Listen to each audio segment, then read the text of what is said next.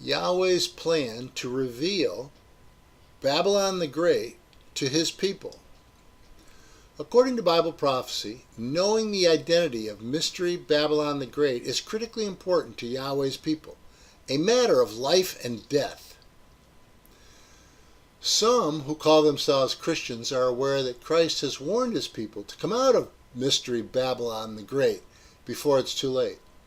For example, in Revelation 18:4, Yahweh says, or Christ says, "Come out of her, my people, so that you will not share in her sins, so that you will not receive any of her plagues."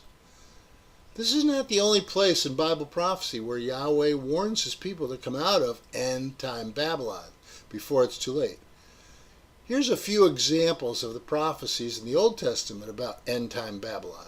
Isaiah 48:20 says, "Leave Babylon, free from the Babylonians. Announce this with shouts of joy. Proclaim it. Send it out to the ends of the earth." In Jeremiah 51:45, "Come out of her, my people. Run for your lives. Run from the fierce anger of Yahweh."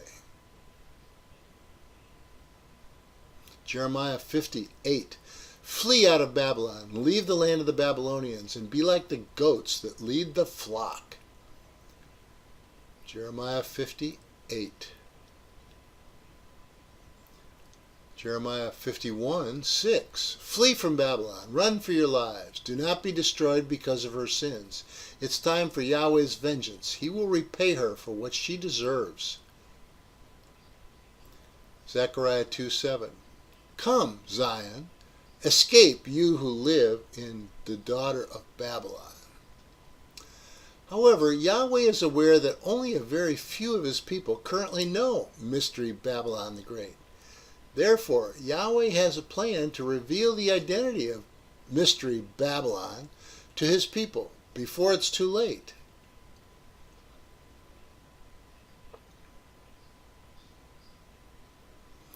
Since Yahweh's people rely on his word, not the teachings of men, he has written the mystery about end-time Babylon in prophecy.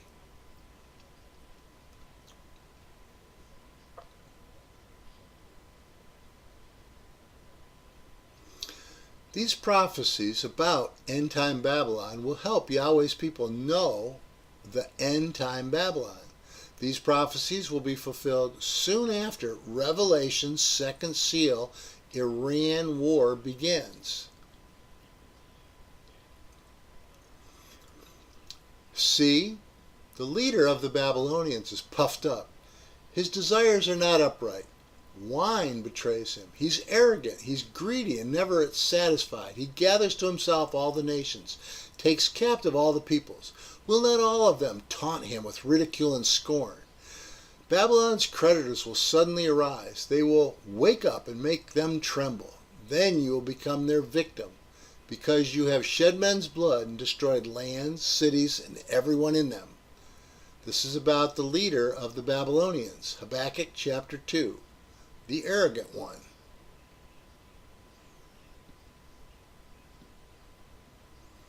When the U.S. creditors wake up, "I am against you, O arrogant one, declares the Lord, Yahweh Almighty. Your day has come, time for you to be punished. The arrogant one will stumble and fall, and no one will help him up. I will kindle a fire in her towns that will consume all who are around." Jeremiah 50:31 through 32. Jeremiah 51:11-13, "Prepare for war. Yahweh has stirred up the Iran's leaders because his purpose is to destroy Babylon. Warn the defenses of Babylon. Reinforce the guards. Station a watchman.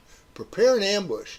Yahweh will carry out his purpose against the people of Babylon, who live by many waters and are rich in treasures. Your end has come. Time to be destroyed."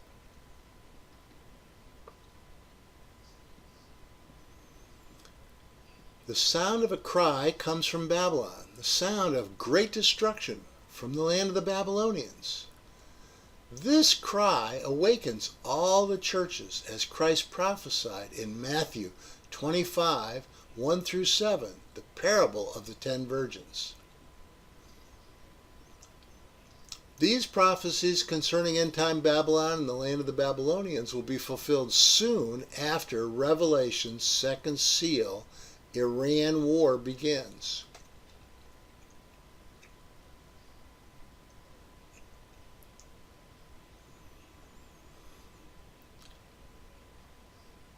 Yes, these books are available, but all the information I have is also free on YouTube.